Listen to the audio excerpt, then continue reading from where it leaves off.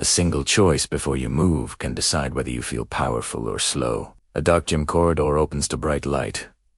On the left, a figure holds a deep hamstring stretch. On the right, another flows through bouncing leg swings. Which path unlocks your best performance today and which one should wait until later? This is the plain truth about static versus dynamic stretching. What each one is, when it works best, and how to combine them without losing strength or range. We are looking at warm-ups, cool-downs, injury risk, and long-term flexibility with simple, testable ideas. The goal is clarity you can use before your next workout, run, or lift. Right now, this matters because many of us still stretch the way we were taught years ago. Even though modern training has refined the timing, athletes want speed, older adults want safe movement, desk workers want relief. Everyone benefits when the right method is used at the right moment. By the end, you will know exactly what to do in 3 scenarios: before training, after training, and on off days. In the early 2000s, coaches began noticing that long static holds before explosive work sometimes felt deadening. Research groups started testing this, looking at jump height and sprint speed after different warm-ups. Over the next decade, papers compared static holds to dynamic drills and found a pattern. Dynamic warm-ups tended to support power, while static holds could be better placed after training or in separate flexibility sessions. By the mid-2010s, meta-analyses refined the message. Brief static holds are usually fine, but long, intense static stretching right before max power could reduce peak output for some athletes. Dynamic movements that rehearse the day's patterns like leg swings, marching hip flexion, arm circles, and controlled squats primed the nervous system more reliably for speed and power. Today, practical guidelines are simpler. Prepare with dynamic motions specific to your session. Use static primarily after strength, or in separate sessions to build flexibility over time, and keep pre-session static brief, if you include it at all. The conversation moved from which is best to what's the job and when. Evidence card 1. Performant before explosive work. Multiple analyses report that long static holds immediately prior to maximal power can reduce peak force, jump height, or sprint metrics, especially when stretches are intense and exceed roughly 60 seconds per muscle group. Short holds have small or negligible effects for most people. Evidence card to dynamic warm-ups. Studies show that dynamic, movement-specific warm-ups improve temperature, joint viscosity, and neuromuscular readiness, often supporting sprint times and jump outcomes compared to no warm-up or static-only routines. Evidence card 3. Flexibility outcomes. Static stretching remains effective for increasing range of motion across weeks when performed consistently, with total weekly time on target muscles being a key driver. Evidence card 4. Injury risk. The relationship between stretching type and injury is complex. Pre-activity dynamic warm-ups, combined with gradual workload progressions, are associated with better readiness. Static alone is not a magic shield against injury, but can contribute to tissue tolerance when used in a broader program. Evidence card 5. Strength sessions. After lifting, static holds can feel relieving and do not meaningfully harm the session you already completed. Some people report better comfort and perceived recovery. For building long-term flexibility, post-session or separate evening, static is a practical slot. Some coaches report zero downside from short static holds before practice, arguing the effect size is trivial in real life. Others say that any pre-session static tightens the brakes for speed athletes. Both can be true depending on duration, intensity, the athlete's training age, and the demands of the day. Untrained populations may not notice small changes, while elite sprinters might. The gap is not static bad, dynamic good.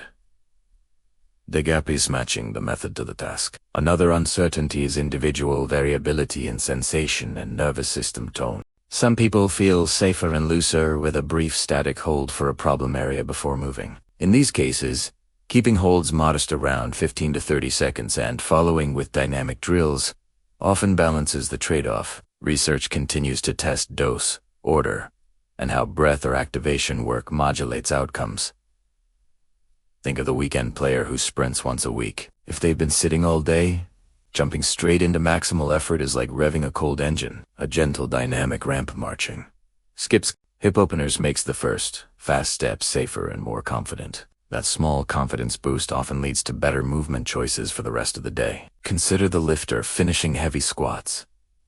The legs feel tight, the back is pumped, the breath is heavy. A few steady static holds afterward, paired with calm exhalations, can downshift the system. Relief encourages consistency, and consistency builds progress. For the desk-bound worker, a short evening flexibility block 5 to 10-minute scan gradually restore lost range and make tomorrow's warm-up faster. Finally, for dancers, martial artists, and yogis who need end range control, the sequence matters.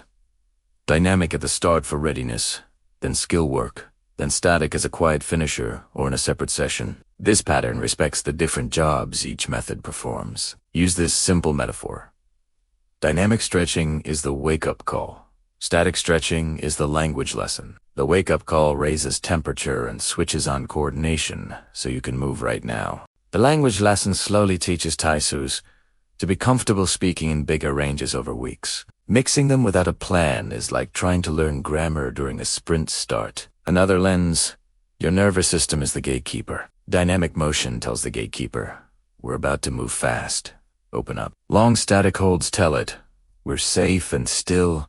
Relax deeply. Ask the wrong thing at the wrong time and you get mixed messages. Ask the right thing at the right time and your session feels aligned. Whether you are chasing a personal record or just trying to run without feeling stiff, we know dynamic drills are better for immediate readiness, especially for speed and power. We know static builds flexibility over time and pairs well with cool downs or off days. What's still evolving is the exact dose and order for every sport and individual. Next, let's turn this into a 3-zone plan you can use today. Pre-session. Start with 3 to 5 minutes of dynamic pattern-specific motion. Rehearse what you will do. Light pogo jumps for hopping, marching and skips for running, controlled squats and arm circles for lifting. Keep any static too quick. Low-intensity touches if you personally need them. Then always follow with dynamic. Possession. Use static holds of 20 to 60 seconds per area you want to open. Breathe slowly and keep the intensity moderate. This is a good moment for hips, quads, hamstrings, calves, pecs, and that's where you felt the work. Over weeks, accumulate minutes on the positions you care about, off days or evening sessions. If improving splits, overhead mobility, or ankle dorsiflexion is a priority, dedicate short sessions to static stretching or a mobility flow that includes end range holds. Progress is gradual. Consistency wins. Special cases. For a single sticky spot that always feels guarded, a brief static hold before dynamic may help you feel safe enough to move. Keep it or follow with motion and monitor performance. If your sport demands max power in the next 2 to 5 minutes, err on the side of dynamic first. The question was never which is better, but what job do you need done right now?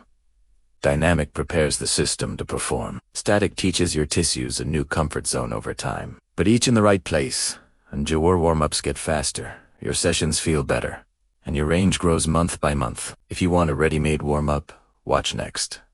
The minimal warm-up blueprint, -5 moves, 5 minutes. We will stack joints, temperature, and patterns in a short loop you can save. This episode summarizes widely reported findings from sports science reviews on stretching, warm-ups, and flexibility training across the last decade. We avoid speculation and keep recommendations. General adjust for your sport, your history, and your coach's plan.